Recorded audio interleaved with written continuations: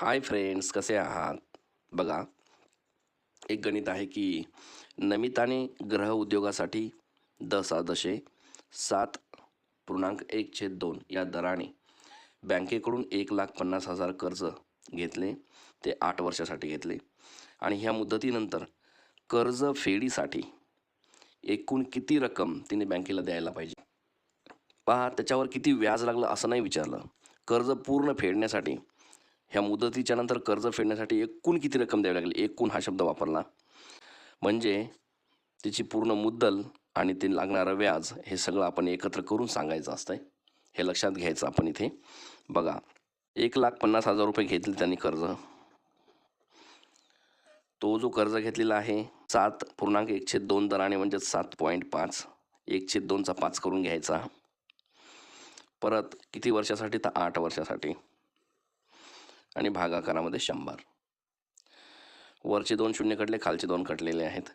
शिल्लक काय राहिला बघा, वरी राहतो 1 शून्य, 1500 शिल्लक राहतो. गुणाकारामध्ये 7.5 गुणाकारामध्ये 8 एवढं शिल्लक राहतात. खाली काहीच राहत नाही आहे, बघून घ्या. मग आता यांचा फक्त गुणाकार करायचा तुम्हाला. यांचा आणि यांचा गुणाकार करून घेऊया. पहा, इथे कुठेतरी आपण करू. 1500 गुणाकारामध्ये 7.5 है ना, किंवा या दोघांचा करून घ्या. 8ने गुणायचं. 8 पंचे 40ला 0, हा 4 4, 8 7 56, 57 58 59 60 म्हणजे 600 होतो इथे. ह्या दोघांचा गुणाकार इथे 600 आला. 1500 गुणाकारामध्ये 600 असं करा वाटल्यास. आता हे 1 2 3 4 शून्य मी देऊन ठेवले तिथे. 6 पंच 83ला 0, हा 4 3, 6 1 6 7 8 9. एवढं केल्याच्या नंतर एक गोष्ट लक्षात घेतलेली आहे का आपण, की इथे पॉईंट होता. म्हणजे हा एक सोडून इथे पॉईंट आहे, म्हणजेच इथे पॉईंट असायला पाहिजे.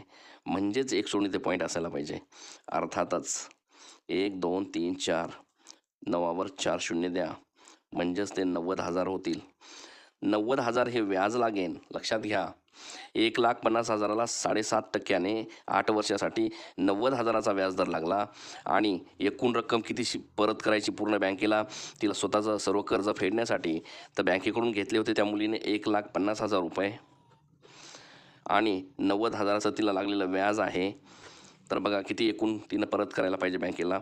0 0 0, हा 0, 9 10 11 12 13 14, 4 1 2. ढोबळ भाषेमध्ये आपण गणित करतो सरळ सरळ पटापट कळण्यासाठी.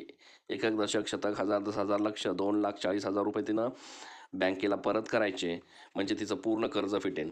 पहा, हे जो आहे ऑप्शन नंबर 1 मध्ये 2,40,000, हे आपलं इथं उत्तर अशा प्रकारे आलेलं आहे. असं करायचं.